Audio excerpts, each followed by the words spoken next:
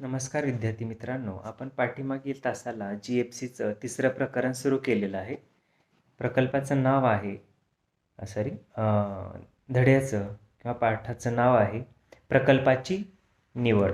तर या प्रकल्पाच्या निवडीमध्ये आपण प्रकल्पाची निवड करताना कुठल्या बाबी लक्षात घ्यायचा याचा विचार केलेला आहे. त्याच्यामध्ये तो प्रकल्प जास्तीत जास्त नफा देणारा असला पाहिजे याचाही विचार आपण केला पाहिजे.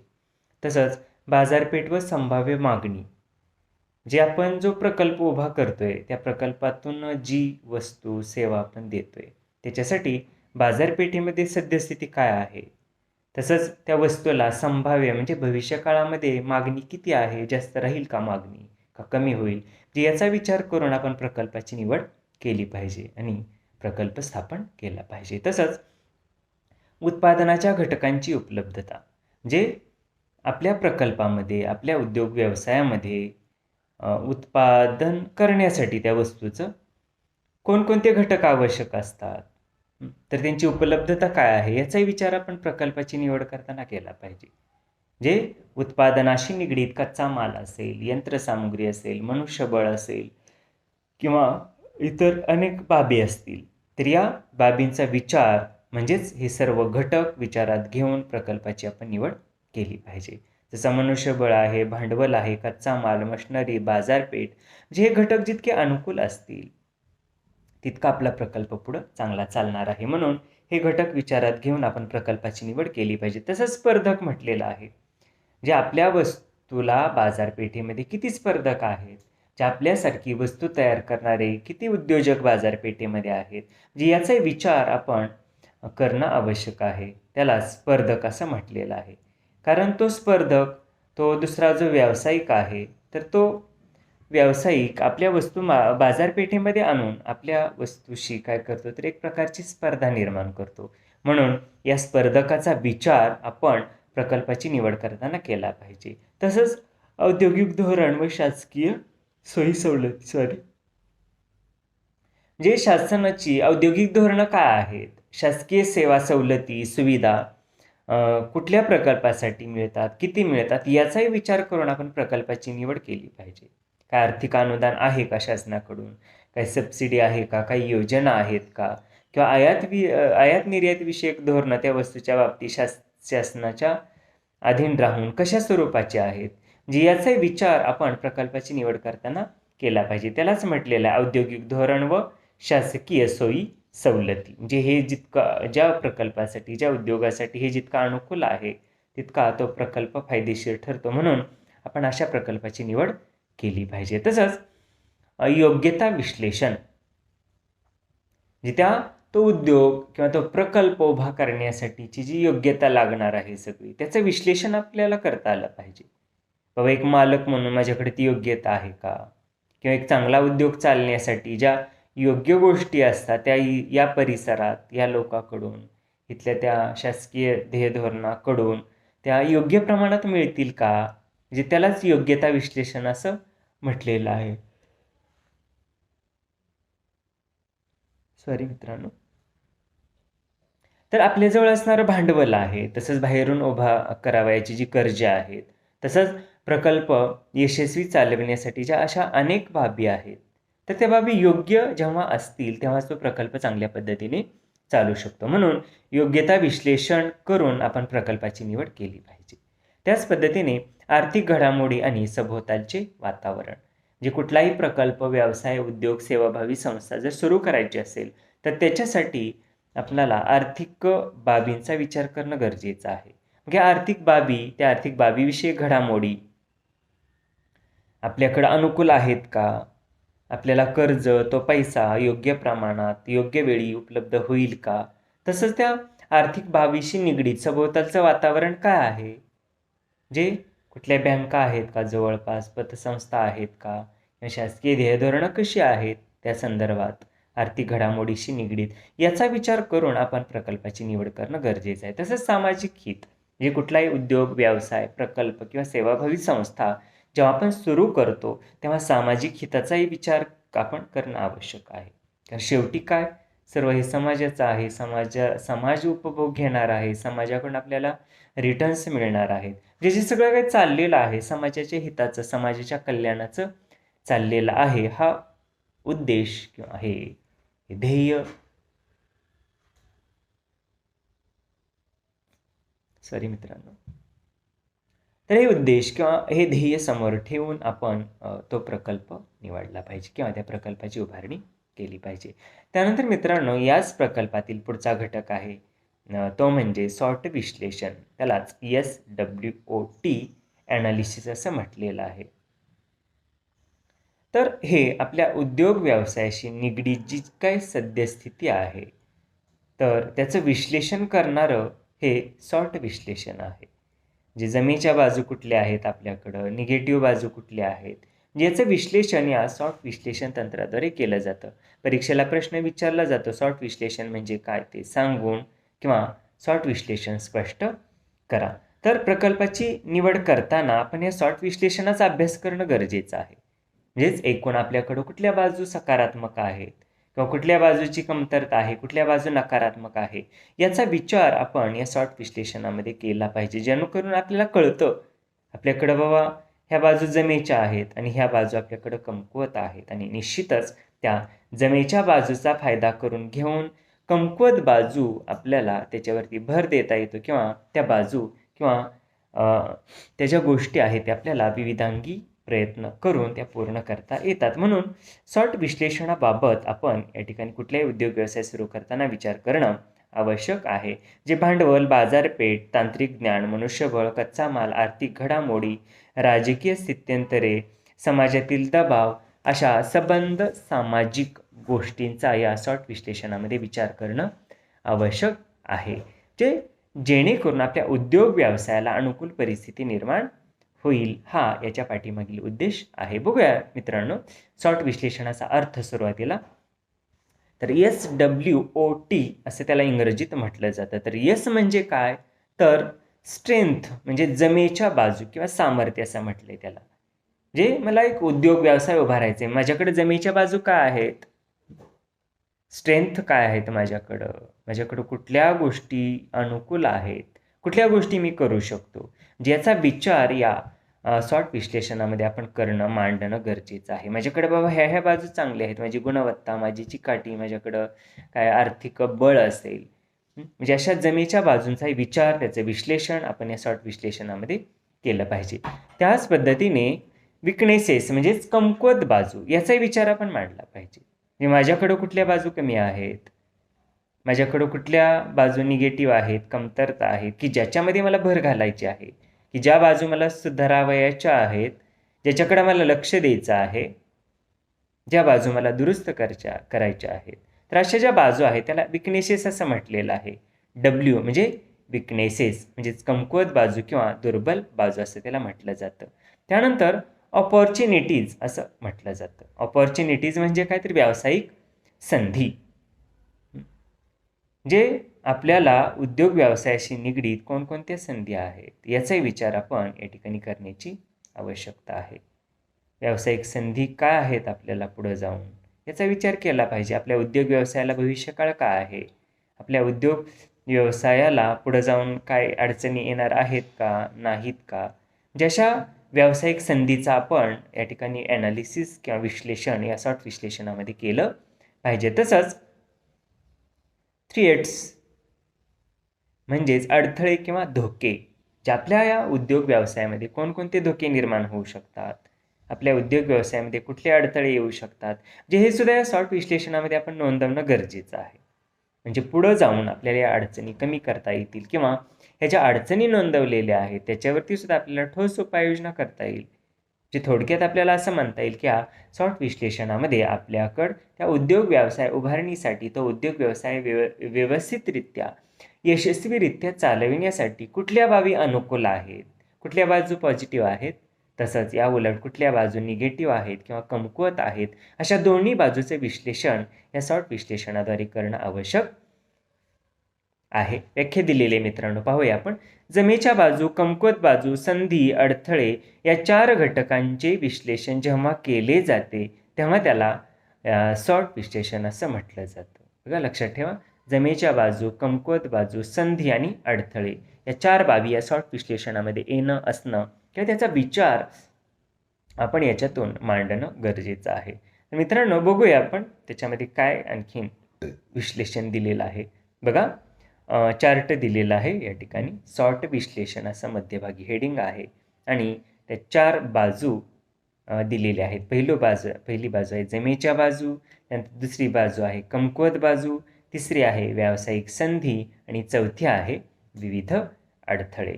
तर पहिल्या ज्या 2 बाजू आहेत जमेच्या बाजू आणि कमकुवत बाजू, याला संस्थेअंतर्गत घटक असं म्हटलेलं आहे. आणि राहिलेले ज्या 2 बाजू आहेत जसं व्यावसायिक संधी आणि विविध अडथळे, याला संस्थाबाह्य घटक असं म्हटलेलं आहे.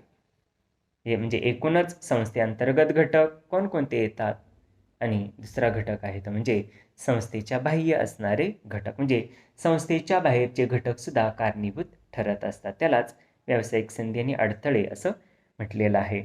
तर याच्यामध्ये बघूया आपण मित्रांनो, तर संस्थेअंतर्गत जे घटक आहेत म्हणजे जमेच्या बाजू आणि कमकुवत बाजू, याच्यामध्ये आपण या काही घटकाचा विचार करणं गरजेचं आहे. त्याच्यातील पहिला घटक आहे कर्मचारी व्यवस्थापन संबंध. म्हणजे कर्मचारी व्यवस्थापन संबंध हा संस्थेअंतर्गत असणारा एक महत्त्वाचा भाग आहे. जे कर्मचारी व्यवस्थापन संबंध जेव्हा आपल्याला चांगले निर्माण करता येतात तेव्हा ती जमेची बाजू झाली. आणि कर्मचारी व्यवस्थापन संबंध, कर्मचाऱ्याशी वागणं हे जेव्हा आपल्याला जमत नाही तेव्हा ती कमकुवत बाजू ठरते. त्यानंतर दुसरा घटक आहे मित्रांनो, व्यवसायाची स्पर्धा क्षमता. जे कुठलाही व्यवसाय असो किंवा कुठलाही उद्योग असो त्याच्यामध्ये स्पर्धा असतेच. म्हणजे या व्यवसाय उद्योगाशी निगडीत स्पर्धा करण्याची आपल्याकडे जर क्षमता चांगली असेल तर ती बाजू निश्चितच अनुकूल बाजू ठरते किंवा जमेची बाजू ठरते. आणि व्यावसायिक स्पर्धा क्षमता म्हणजे व्यवसायाशी निगडीत जी स्पर्धेमध्ये टिकून राहायची क्षमता आहे ती जर आपल्याकडं नसेल किंवा कमी असेल तर ती निगेटिव्ह बाजू ठरू शकते. त्यानंतर तिसरा घटक आहे मित्रांनो, संस्थेचा पूर्व इतिहास. तर हा संस्थेचा पूर्व इतिहास सुद्धा आपल्याला जाणून घेणं गरजेचं आहे किंवा त्याचा अभ्यासही आपण करणं गरजेचं आहे, जेणेकरून ती जमेची बाजू ठरू शकते. जे कुठल्या परिस्थितीमध्ये ही संस्था उभा केली, हा कारखाना उभा केला, याचा गतकाळ, याचा इतिहास, त्याच्या पाठीमागील श्रेय, या सर्वांचा आपण अभ्यास करणं गरजेचं आहे. तरच ती जमेची बाजू ठरते. आणि या गोष्टीचा जर आपण अभ्यास केला नाही तर ती कमकुवत बाजू ठरते. कारण आपल्याला माहिती आहे की कुठलाही उद्योग व्यवसाय असेल त्याचा आपण गतकाळाचा विचार करणं गरजेचं आहे. इन्व्हेस्टमेंट किती झालेली आहे, कधी स्थापन झाला वगैरे, कोणकोणत्या मित्रांनो, तर कोणकोणत्या बाजू या इतिहासामध्ये महत्त्वाच्या ठरलेल्या आहेत किंवा महत्त्वाच्या ठरलेल्या नाहीत, तर या दोन्ही बाजूचा आपण अभ्यास किंवा विश्लेषण सॉर्ट विश्लेषणामध्ये जमेच्या बाजू आणि कमकुवत बाजूमध्ये केला पाहिजे. तसंच अधिकारी वर्गाची निर्णय क्षमता आणि कौशल्य याचे विचार या अंतर्गत घटकामध्ये होतो. म्हणजेच अधिकार वर्गाची निर्णय क्षमता आणि कौशल्य जर चांगले असतील, म्हणजे ते अधिकारी वेळोवेळी निर्णय घेत असतील, त्यांच्यामध्ये वेगवेगळी कौशल्य जर आत्मसात केलेली असतील त्यांनी, तर ती सकारात्मक बाजू ठरते. आणि या उलट आपल्याला म्हणता येईल अधिकाऱ्यामध्ये निर्णय क्षमता नसेल, तसंच त्यांच्यामध्ये कौशल्य जर नसतील तर ती कमकुवत बाजू ठरू शकते. म्हणून याचाही विचार आपण या ठिकाणी करणं गरजेचं आहे. त्यानंतर मित्रांनो, पुढचा घटक आहे तो म्हणजे कर्मचारी यंत्रसामुग्री यांच्या पूर्ण क्षमतेचा वापर करण्यातील अडथळे. जे हे अडथळे जेव्हा आपण दूर करू तेव्हा त्या जमेच्या बाजू ठरतात. आणि हे अडथळे जेव्हा आपण दूर करत नाही, तसंच कारखाना चालवतो, कुठल्याही समस्येवरती जेव्हा आपण तोडगा काढत नाही, तशीच संस्था चालवतो, तसाच कारखाना चालवतो, तर त्यावेळेस निश्चितच ती कमकुवत बाजू ठरते. आणि जमेची बाजू म्हणजे काय, जर आपण या अधिकारी कर्मचारी यंत्रसामुग्री यांच्या पूर्ण क्षमतेचा वापर करण्यासंदर्भात जर अडचणी सोडवल्या तर त्या निश्चितच जमेच्या बाजू ठरतात. म्हणून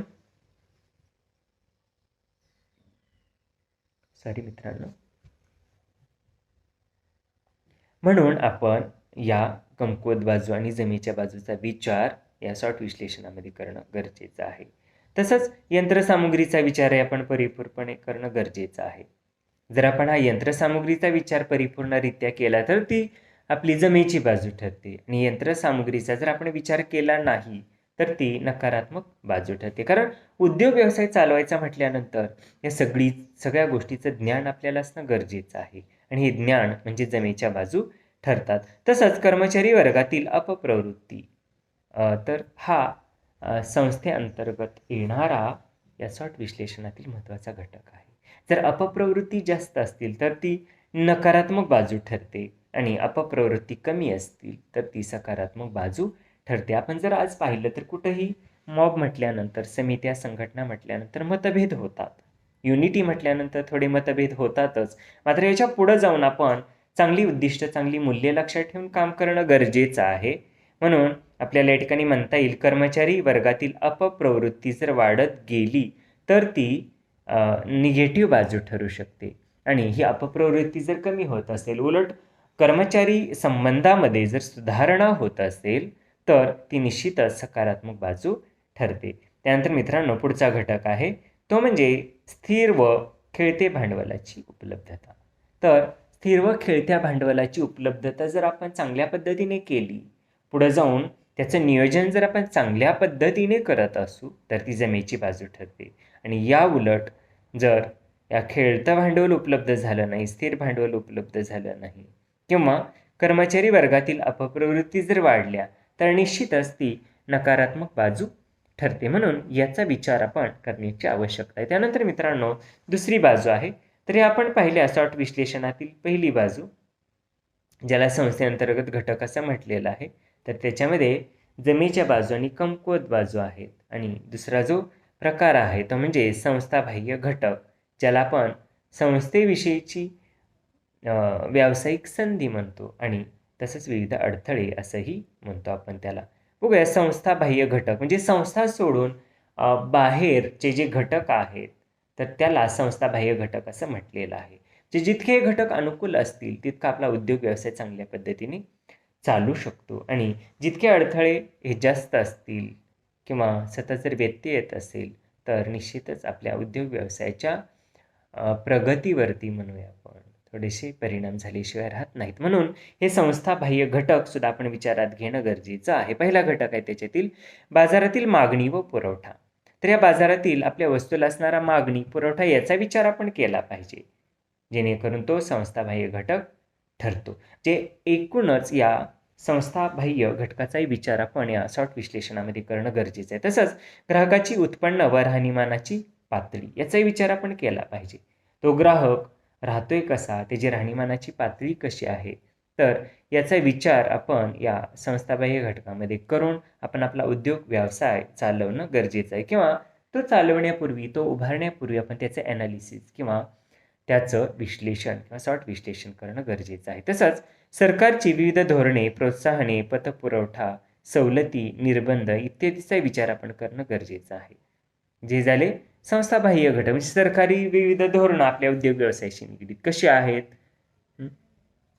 मग त्याच्यामुळं आपल्या उद्योग व्यवसायावरती काय परिणाम होणार आहे का याचा विचार आपण करणं आवश्यक आहे. तसंच प्रोत्साहने, पतपुरवठा आणि सवलती याचं निर्बंध घालणंही आवश्यक आहे. तसंच म्हणजे या ठिकाणी आपल्याला म्हणता येईल की व्यापार चक्राचा परिणाम हा सुद्धा संस्थाबाह्य घटकामध्ये येतो. जे बऱ्याच वेळा तेजी असते, बऱ्याच वेळा मंदीचा काळ असतो, जे त्याला व्यापार चक्र असं म्हटलेलं आहे. जे या व्यापार चक्रामुळं सुद्धा या ठिकाणी आपल्याला उद्योग व्यवसायाची भरभराट, प्रगती किंवा त्या पद्धतीने नियोजन करणं शक्य होतं. म्हणून सॉर्ट विश्लेषणातील बाह्य घटकामध्ये आपण व्यावसायिक संधी आणि विविध अडथळे याचा विचार या ठिकाणी करणं क्रमप्राप्त आहे. तसंच व्यापार चक्राचा परिणाम, जे संबंध जे व्यापार चक्र चाललेलं आहे देशामध्ये म्हणूया किंवा आंतरराष्ट्रीय स्तरावरती, तर ते व्यापार चक्राचा परिणाम आपल्या उद्योग व्यवसायामध्ये कशा पद्धतीने होणार आहे, याचाही विचार किंवा याचंही विश्लेषण या सॉर्ट विश्लेषणामध्ये करणं गरजेचं आहे, जेणेकरून संभाव्य धोके जे आहेत ते आपल्याला टाळता येतील आणि आपला उद्योग व्यवसाय चांगल्या पद्धतीने आपल्याला चालविता येईल. तसंच संसाधने उभारण्यात येणाऱ्या अडचणी, तर ह्या सुद्धा संस्थाबाह्य घटकामध्ये मोडतात. आपण पाहतो की संसाधने उभारण्यासाठी अनेक प्रकारच्या अडचणी येतात. निधी उपलब्ध नसतो किंवा कामगार नसतात किंवा विविध नैसर्गिक आपत्ती असतील. अशा विविध गोष्टी ज्या आहेत तर त्यालाच संसाधने उभारण्यात येणाऱ्या अडचणी असं म्हटलेलं आहे. जी संस्था या ठिकाणी संस्थाबाह्य जे या ठिकाणी आपल्याला संस्थाबाह्य घटकांचा विचार या ठिकाणी करणं आवश्यक आहे. तर या पद्धतीने मित्रांनो सॉर्ट विश्लेषण हे आपण या ठिकाणी पाहिलेलं आहे. तर कुठलाही उद्योग, व्यवसाय किंवा सेवाभावी संस्था सुरू करण्यापूर्वी आपण त्याचं सॉर्ट विश्लेषण करणं गरजेचं आहे. जे आपल्याकडे कुठल्या बाजू चांगल्या आहेत, सकारात्मक आहेत, ह्या मांडणं आणि आपल्याकडे कुठल्या बाजू कमकुवत आहेत किंवा कुठले दोष आहेत किंवा कुठल्या समस्या आहेत ह्याही मांडणं, त्याला जमेच्या बाजू आणि कमकुवत बाजू असं म्हटलेलं आहे. म्हणजे संस्थेअंतर्गत घटकामध्ये सुद्धा या जमेच्या बाजू आणि कमकुवत बाजू आहेत आणि संस्थाबाह्य घटकामध्ये सुद्धा या जमेच्या बाजू आणि कमकुवत बाजू आहेत. म्हणजे याचा विचार आपण करून उद्योग व्यवसाय उभारणं, ॲनालिसिस म्हणजे सॉर्ट विश्लेषण करणं हे सुद्धा आवश्यक आहे. तर मित्रांनो या पद्धतीने इथंही प्रकरण संपलेलं आहे. तर शेवटी अडथळे दिलेले आहेत बघा, बघूया ते अडथळे कुठले आहेत. कच्च्या मालाच्या उपलब्धतेत येणारे अडथळे म्हटले, म्हणजे बऱ्याच वेळा कच्चा माल मिळू शकत नाही, अडथळे येतात, महाग होतो, म्हणजे ही अडथळे येऊ शकतात. तसंच वाहतुकीच्या साधनाचाही अभाव किंवा त्या साधनामुळं कच्चा माल वेळेवर किंवा आपल्या उद्योग व्यवसायामध्ये कारखान्यामध्ये न पोचणं, तर त्याला सुद्धा आपण अडथळे असं म्हणूया. तसं औद्योगिक क्षेत्रात कर्मचाऱ्यामध्ये अशांततेचे वातावरण असते. ज्या औद्योगिक क्षेत्राचा जर आपण विचार केला तर बऱ्याचशा कर्मचाऱ्यामध्ये अशांतता दिसून येते. बऱ्याच वेळा ती अशांतता कामाच्या संदर्भात, पगाराच्या संदर्भात, वेतन, भत्ते किंवा संघटनात्मक स्वरूपात किंवा शासकीय जी ध्येयधोरणं आहेत याच्या संदर्भात ते असू शकतात. तसंच औद्योगिक क्षेत्रात कर्मचाऱ्यामध्ये अशांततेचे वातावरणही तयार होऊन दिसते, म्हणजे हा सुद्धा या ठिकाणी अडथळा येऊ शकतो. तसंच उत्पादन संदर्भात सरकारकडून येणारे धोरणात्मक स्वरूपाचे अडथळे, जे उत्पादनाचा या ठिकाणी जर विचार केला आपण वस्तूच्या, तर त्या ठिकाणी शासनाच्या ध्येयधोरणाकडून काय अडचणी येतात, जे त्याचा सुद्धा विचार आपण या कमकुवत बाजूमध्ये मांडणं आवश्यक आहे. निश्चितच किंवा या अडथळ्यामध्ये मांडणं गरजेचं आहे. त्याच पद्धतीने विविध संस्थांकडून देणी वेळेवर वसूल होण्याची क्षमता व त्यामुळे व्यवसायात अडकून पडणाऱ्या भांडवलाचे प्रमाण, तर निश्चितच याचाही विचार आपण या सॉर्ट विश्लेषणातील अडथळ्यामध्ये करणं गरजेचं आहे. जे संस्थेकडून कुठली देणी आहेत सरकारची, की जेणेकरून आपल्या डोक्यावरती ते ओझं राहणार नाही, म्हणजे अशा अडचणी सुद्धा आपण सॉल्व्ह करणं गरजेचं आहे. तसंच परदेश व्यापारविषयक सरकारी नीती, आयात निर्यात धोरण याचा विचार आपण या ॲनालिसिसमध्ये किंवा त्याच्यातील कमकुवत बाजूमध्ये करणं गरजेचं आहे.